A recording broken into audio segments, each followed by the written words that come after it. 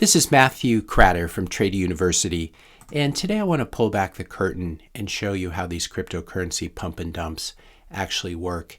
If you own XRP, if you own Solana, if you own any of these other cryptocurrencies besides Bitcoin, you're definitely going to want to watch this video.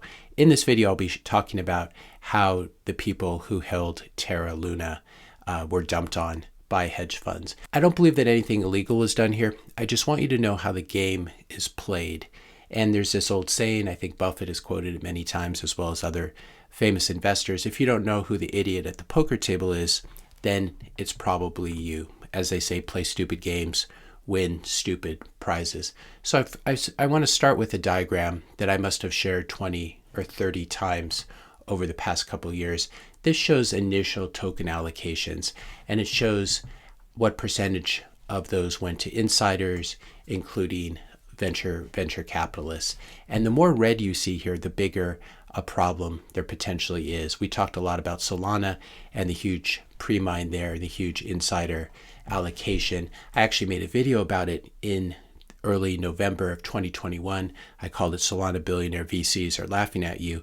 I'll link to this if you want to watch it, but it was a very chilling moment where you had people like Chamath and David Sachs talking about how they're going to dump their Solana on retail investors.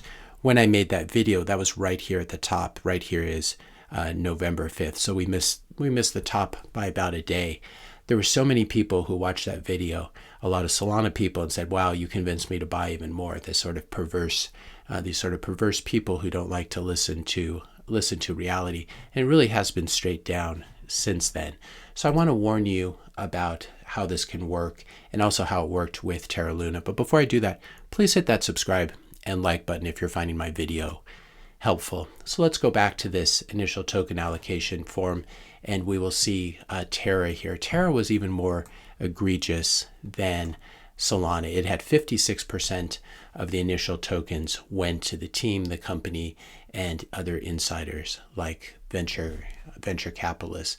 I'm going to be talking about a hedge fund from the Bay Area in Northern California. It's called Pantera Capital, run by a guy named Dan Moorhead, he's an ex-Tiger management guy. I actually knew Dan in the early 2000s. I crossed paths with him quite a bit. He's a very smart guy.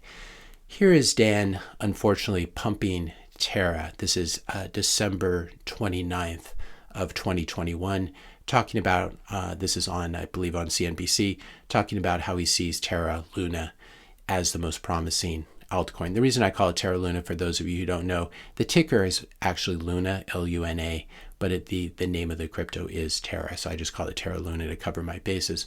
Either way, here's Dan doing what a lot of these hedge fund guys do and pumping Terra on CNBC. Now, it came out yesterday that, in fact, at the same time, Pantera and Dan Moorhead were dumping their Terra Luna on retail investors. They were able to get out of 80% of it before Terra Luna crashed. So if we go back, we take a look, this was December 29th, that puts it right around here. And you can see that Terra Luna was trading at approximately, call it 84, 85 on that date. It now is essentially gone to zero, unfortunately. This was a very good investment for Pantera. They made an announcement yesterday and they said they turned 1.7 million into 170 million in the process. But how did they do this? They did this by mostly dumping on retail investors. Again, I didn't know Dan that well. We did cross paths. Very smart guy. But this is unfortunately what hedge fund crypto looks like these days. And again, if you don't know who the idiot at the table is, you are probably the idiot. These guys get these initial allocations, then they go out and pump it and dump it on retail. Again, I don't think there was anything illegal done here, unfortunately, but this is the morality of this is definitely to be brought into question. It looks like Do Kwon himself may have anticipated this crash as well. I don't know how significant this is, but there are documents now that show that Do Kwon dissolved the corporation. At least it's as it was incorporated in South Korea, in Seoul and Busan. I think it was also a Singapore company, but he may have known something as well. He obviously knew that this thing was a ticking time bomb. I want you to remember, though, and remind yourselves of who else pumped Terra Luna. Raoul Pal and his group at Real Vision did quite a bit to pump it, especially this guy named Remy Tetot. I'm not sure I'm pronouncing his name correctly. Basically, Raoul Pal calls it a masterpiece. Here's his masterpiece. You can link to all of Remy's ideas about why Luna was so great. We had Raoul Pal pumping. This is actually ironic. Do Kwon explaining why Luna will avoid a death spiral. At the same time, I had been arguing that it was going to go into a death spiral. And here's another article talking about how Raoul Pal loves Luna and Polkadot, also predicting a strong rally for Ethereum. Here was a guy who basically started off with Bitcoin and then rapidly moved on to things like XRP. That was the real red flag for me when he was pumping it. Raoul Pal is part of the Goldman Sachs family, I seem to remember. And once a Goldman Sachser, always a Goldman Sachser. Unfortunately, these are the guys on the other side of the trade from you, just like Dan Moorhead and the Tiger Cubs. They know what they're doing.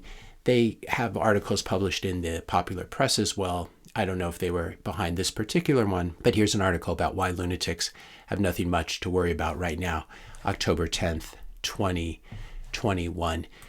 There are guys, though, like Remy, who never got the message. There are very smart people like Dan Moorhead who pumped and dumped, but Remy Tetot, it looks like he put 100% of his crypto capital into one coin, and into a very bad, stupid coin at that, into Terra Luna.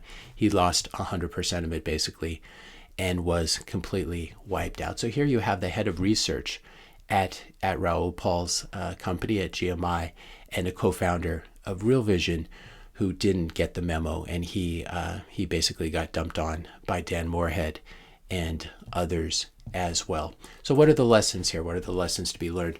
Just remember, I want you to remember who pumped these coins, and I want you to remember it into the next cycle. So when this happens again, you see what's happening and you're able to sidestep it. Remember these guys like Dan Moorhead and Raoul Pal and Remy Tetot who pumped Terra Luna and pumped Solana, and never forget what they did.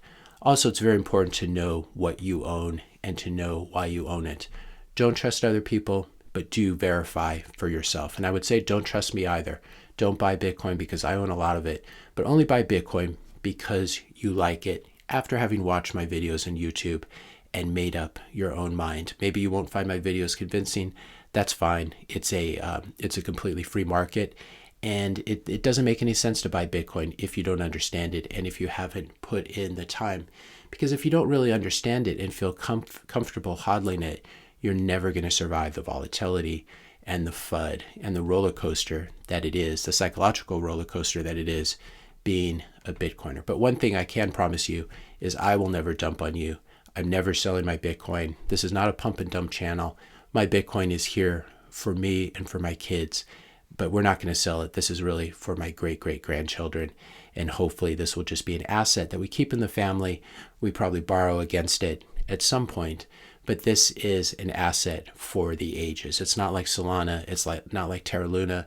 It's not like whatever tomorrow's coin is going to be, where everyone gets so excited about it and it goes up 100x, and that's when retail investors come in, and Dan Moorhead and Raoul Pal and Pantera Capital dump on them again. I want you to understand how these pump and dumps work so that you can protect yourself next time around.